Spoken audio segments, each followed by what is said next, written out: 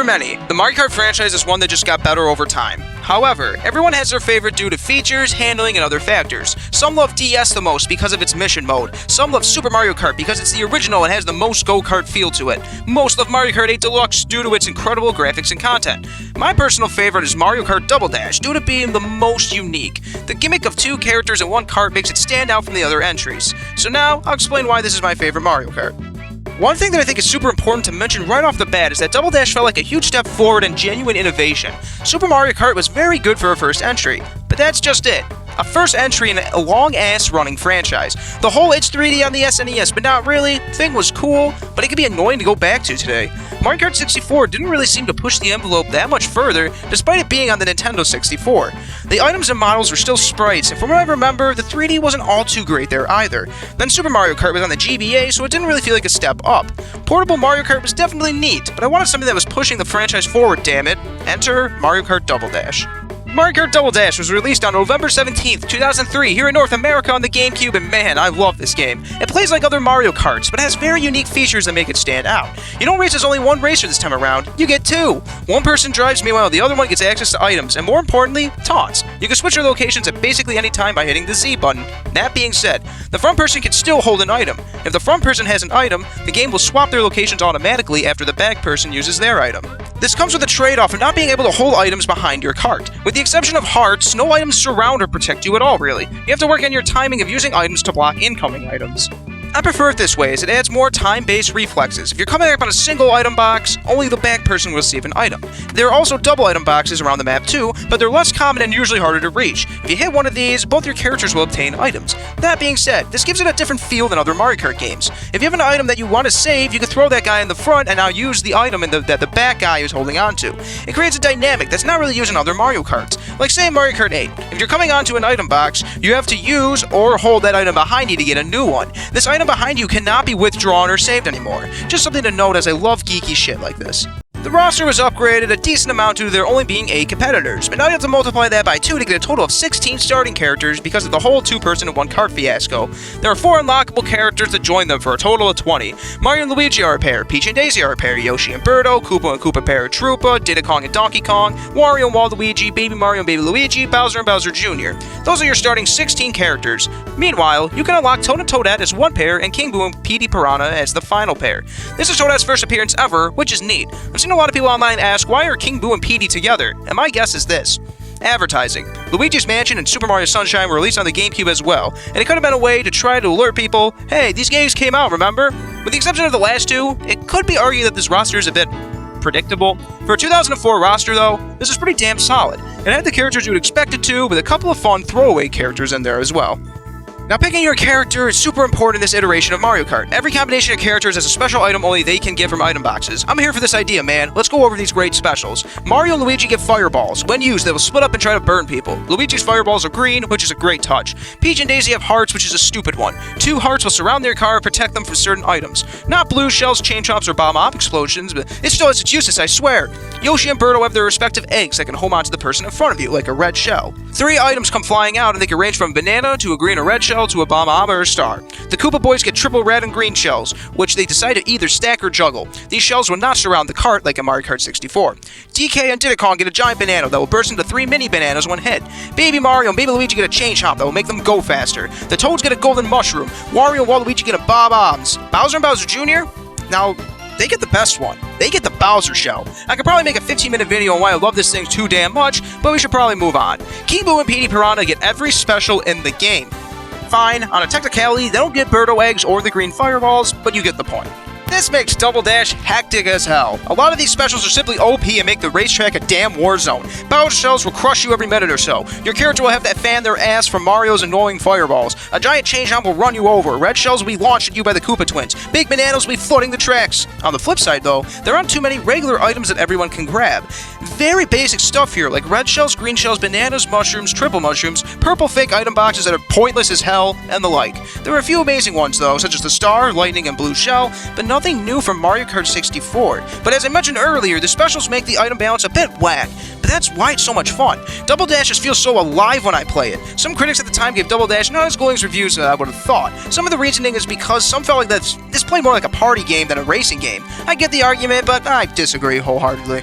Up next, we have the tracks, and honestly, this is probably what Double Dash loses the most points in my eyes. And only 16 tracks with 0 retro tracks. It's the Mario Kart to have the least amount of tracks. In addition to that, the quality is all over the place. There are some absolute bangers in here, no doubt, but some of them just kind of blow. There are 4 cups split up into 4 races, and let's just talk about them, starting with the Mushroom Cup. This starts off with Luigi's Circuit, which is solid and all, but there's not too much to say. I like how the center has no guard, so you can mess with people in lower places. Up next is Peach's Beach, and I love Mario Sunshine references here, like the Cataquacs trying to flip you over. The music is pretty nifty too, but the track is just overall okay. I must say though, I give it extra points for the whole beach setting. It makes it stand out. Then you have Baby Park, which is one of my favorites. It's just an oval that you race around 7 times, but pick Bowser and Bowser Jr. or watch the Bowser shells fly around and demolish people on their path. The Mushroom Cup ends with the Dry Desert. Certainly not bad. Some things like the Twister, Pokies, and Quicksand are fun additions, but it's just okay to me. Fun fact though, did you know that you can watch a CPU player get stuck in the quicksand they can't get out? But as soon as you turn away, they shoot out like a damn rocket. Overall, the Mushroom Cup, it's just okay. The only course I consider genuinely great here is Baby Park. Now we have the Flower Cup. It starts with Mushroom Bridge, which is Mushroom City's shitty cousin. It's a fun idea, but I prefer Toad's Turnpike. At least the music slaps hard. The giant pipe where you come out of it's pretty great too. The Wiggler and Bomb carts are really fun obstacles, but this one's just alright to me. Then we have Mario Circuit, which may be my least favorite track in the game. The item boxes are scarce, there's no ledges, and there's not much going on in general. The chain shop being stuck is cute though, and I like how you can see Peach's castle in the background. But now it just feels like I'm fishing for compliments. After that is Daisy Cruiser, which is great. The whole theme of racing on a giant-ass cruise ship is too good for me. One room has sliding tables, there's a part where you fall in the cargo of the ship and get shot out. Good stuff here. After that is Waluigi Stadium. I've always liked this one a lot. Item boxes are everywhere, it's full of jumps, and there are budget piranha plants. I like knocking someone off the ledge at the end of the race here, because it's super devastating and adds a lot of time to the clock. With the exception of Mario Circuit, the Flower Cup is actually pretty strong. Then we have the Star Cup, and it begins with Sherbet Land. I love this one. It feels like Mario Kart is obligated to have an ice-themed course in every single entry, and I'm here for Sherbet Land. It's funny watching the computers drive right into the freezies. If you fall into the water, your characters become enclosed in ice, which is a great touch. I also love the Shy Guys that are skating around as they're so damn cute. After that, you have Mushroom City. It's like Mushroom Bridge in the way that there are cars everywhere. I like the city's setting more than the bridge one though, and the music is better than sex. Overall, a solid stage. After that, we get Yoshi's Circuit. I love how the outline is just Yoshi. It's a cool idea for sure, and it's a pretty fun course, but I don't have too much else to say on it. I love the one part around Yoshi's neck. If CPUs go too fast, they'll end up getting stuck here for a bit. It's pretty funny to watch. Next, though, we get DK Mountain. I'm obsessed with this stage. The Mountain Blast is so much fun. There are plenty of item blocks. As the boulders are running over CPUs, it's hilarious. There's also a swaying bridge at the end. I like this part, because if you get hit by an item, you can kiss your ass goodbye. It can be very hard to control oneself at this point. Overall, the Star Cup is the best so far. However, there is one more cup that you have to unlock. The Special Cup is my favorite one by a mile. It starts off with Wario Colosseum, and I'm a huge fan of this one. It's super long, so you only race around it twice, which is a shame. Going into the giant dome is so cool, as well as all the ramps, twists, and turns. I desperately wanted to see this one come back in Mario Kart 8. This course would have been sick with the improved graphics and zero gravity effect. Then we have my favorite course, Dino Jungle. I love the theme with all the dinos everywhere. The blue one that steps on you is amazing. I also love how it pokes its head up on the small bridge toward the end of the race. For whatever reason, the CPUs just suck shit at this race. They're always driving off the edges and into the geysers at the end of the race. Speaking of the CPUs being awful, up next is Bowser's Castle, and I swear nothing is more lethal to the CPU than this course. For whatever reason, this lava room at the beginning causes them so many issues. Then they also cut the turn at the end of the race too close for no apparent reason. But yeah, this course is incredible. I love the thwomps at the beginning, the giant Bowser statue at the end, the giant rotating fire rod in that one room. It's close to Dino, and it's my second favorite course. Then we have Rainbow Road. Easily my favorite iteration of Rainbow Road. The twisted part with all the speed-ups is great. I also love the coloration of it a lot too. In single player, shooting stars hit the course and become starmen, but they're placed at the edge of the course, so it's super risky to grab them. There is also a lot of edges, which means that players will be falling a lot. There are also plenty of tracks I love in this bunch, but overall, the quantity is pretty low, and it makes the lesser stages that much more noticeable. They're the good old 50cc, 100cc, and 150cc engine classes in mirror mode. Typically, when you beat a cup, you unlock either a star, a character set, a cup, an engine class, or a battle stage. Want to know one of the things you unlock is? The All-Cup Tour. Since I'm a virgin and have no friends, this is heaven to me. There have always been days where my brother and I would just sit down and crank out 4 or 5 All-Cup Tours. Between the races themselves, the loading screens, and the results screens, one of these will eat up an hour or so of your life. I really shouldn't think too hard about how much I've played this, it may make me sick. But yeah, in this you play the 16 courses back to back to back. It always starts with Luigi's Circuit and ends with Rainbow Road, but the middle 14 can be in whatever order. That's basically it. If you have an hour to kill, the All-Cup Tour is waiting for you.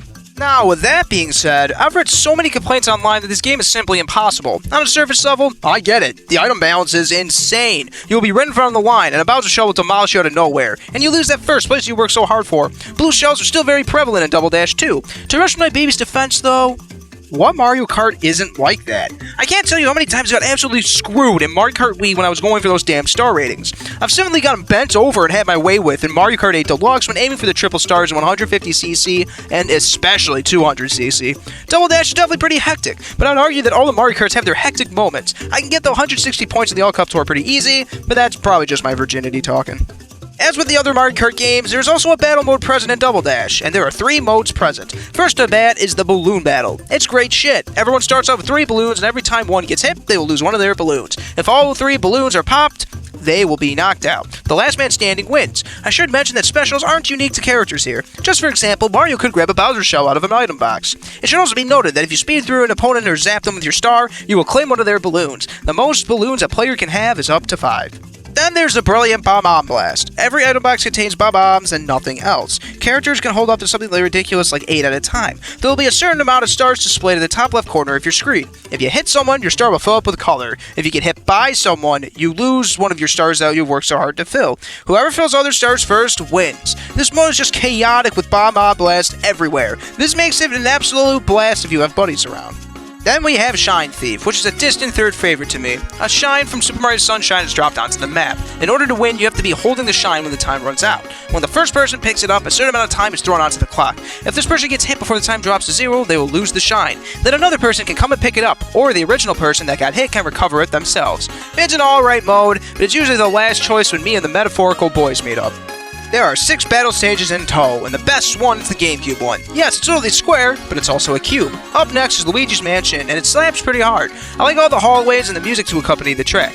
Tilt-A Kart is pretty nifty as well. The whole 8-bit Mario tilting theme is pretty neat. Block City is alright, nothing too crazy. It is pretty fun hiding in one of these shelters though. I like Pipe City as well. It is somewhat basic, but the pipe gimmick is pretty fun. Yoshi's Cookie stands out as the worst to me. I'm not a huge fan of it for whatever reason. You start off with 4 of these stages, meanwhile Luigi's Mansion and Tilt-A Kart are unlockable. This is one of those Mario Karts where I actually vastly prefer the racing aspect over battles. In other Mario Kart games like 64 and 8 Deluxe, I enjoy the battle mode more than the racing component. That's not to say the battling here is bad, far from it, but I just love how the game handles and how it translates to the racing component of the game. The drifting is just so nice. The basic idea is to move the control stick left and right as much as you can as you're drifting. If you do it enough, the little fire underneath your tires will turn blue. If you complete the drift with the blue fire, you get a little speed boost. These add up though, and it's pretty easy to snake in the game. Speaking of handling, there are 3 weight classes. There's the large group, which consists of only King Boo, Petey Piranha, Wario, Donkey Kong, and Bowser. The small group consists of Baby Mario, Baby Luigi, both the Koopas, Bowser Jr., both the Toads, and Diddy Kong. The middle characters are formed by the rest of the cast. The card selection is limited to the biggest character you have. For example, Petey Piranha and Koopa Paratrooper are limited to the big cards because Petey is massive. Every character has their own carts, and there's also the golden card that could be driven by any character for a total of 21 carts. Each card has 3 main stats that are graded on a 5-star scale, which are speed, acceleration, and weight. Speed determines the car's top speed. Acceleration determines how well that card can get back to its top speed after being slowed down. And weight, it's the best stat. This determines who gets knocked around when 2 cards collide. The higher weight person will usually receive next to no knockback from a collision, but the smaller card will get launched to smithereens. One of my favorite things to do is wait for a lighter weighted card to catch up to me and then knock him off a ramp. I usually play as the big characters to make sure I don't get knocked around. King Boo and Bowser usually my go-to, and King Boo's cart because it has 5 weight and 4 acceleration. It should be noted though that the heavy carts only get 10 frames of boost from blue fire drifting, while the medium carts get 20, and the small carts, as well as the parade cart for some reason, get 30 frames. Another thing that I like is the soundtrack. I love all the tunes in this game as I hum most of them when they come on, but it also feels somewhat, dare I say, lazy? There are very few track-specific courses out there, as most of them are shared with 2 stages.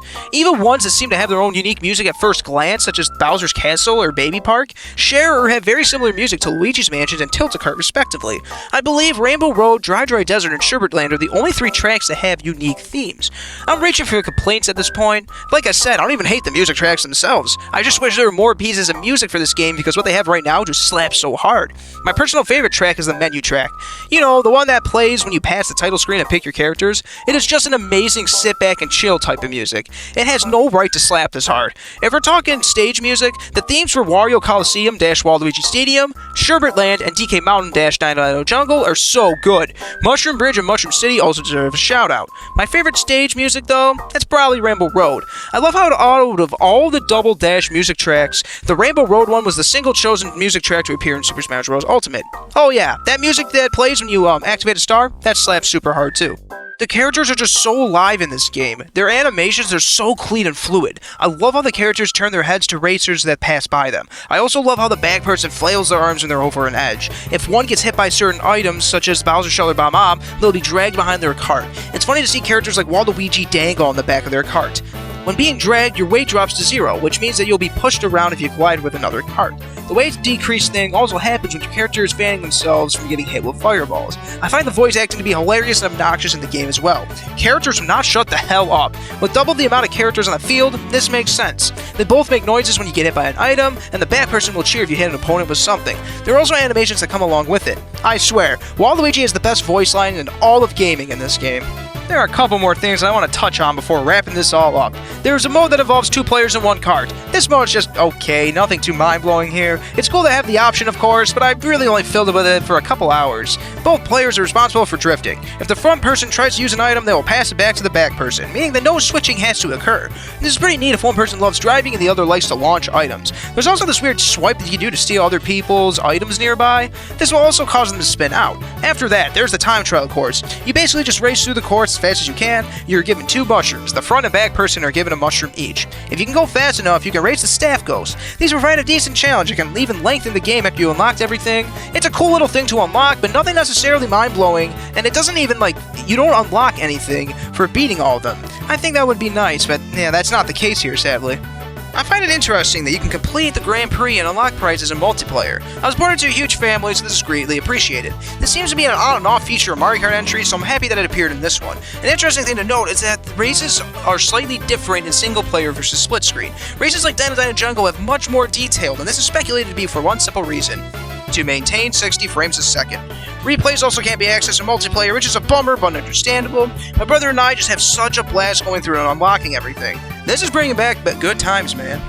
Lastly, there are 2 more things I want to mention that I have zero business talking about, and those are the bonus disc and the land features of Double Dash. The bonus disc is a nice couple-hour throwaway. It features trailers and demos for games that aren't even really related to Mario Kart in the slightest. It seems like a cool extra, but not really one that I want to dish out my money. The land capabilities of Double Dash look so cool, but they're expensive. If you actually have money and friends, there's a way to hook up 8 GameCubes and have 2 people in each cart for a grand total of, wait for it, 16 players. This sounds nothing short of magical. As I said though, you're likely going to have to sell a kidney or some vital organ because the LAN adapters of the GameCube aren't cheap. Not to mention, you're going to need 8 copies of the game, 8 GameCubes. This is something I really want to try someday. The game was already great enough when 4 of the boys got together. Just imagining that number go up by a multiplier of 4 is making me squirm in my chair. Mario Kart Double Dash has a very special place in my heart. If we're talking pure game time, Double Dash is probably my most played game. It's just such a shame that the Cube didn't have an activity tracker. The Wii did, but it didn't even track GameCube playtime, which is a bummer. Maybe it's for the better though, as Double Dash would easily have 1,000 hours minimum. My brother and I just love this game's mechanics and characters. The special items add an extra dose of craziness that one-ups all other Mario Karts, in my opinion, of course. I wish that there were more racetracks, because that's the portion of Double Dash that is sadly lacking. Even with that downside, Double Dash is easily one of my favorite games of all time. A big fat 7 out of 7 is what I'm giving this game. My brother and I are constantly replaying it, even today, 15 plus years after its release.